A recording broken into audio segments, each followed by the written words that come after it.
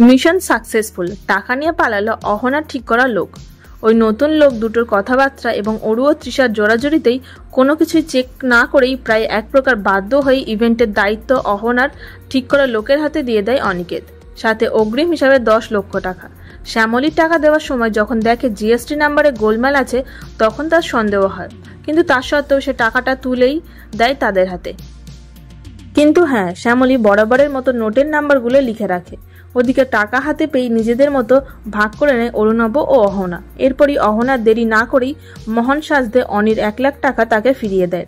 এরপর অনি যখন জানতে পারে যে ওরা টাকা নিয়ে পালিয়ে গেছে, কোনো কাজই শুরু করেনি, তখন মাথায় হাত পড়ে তাদের। এরপর তারা চেক করে দেখে যে ওই নামের কোনো কোম্পানিই নেই, তাদের দেওয়া সমস্ত কিছুই নকল। তখন অনি ও শ্যামলীর মাথায় বাজ ভেঙে পড়ে।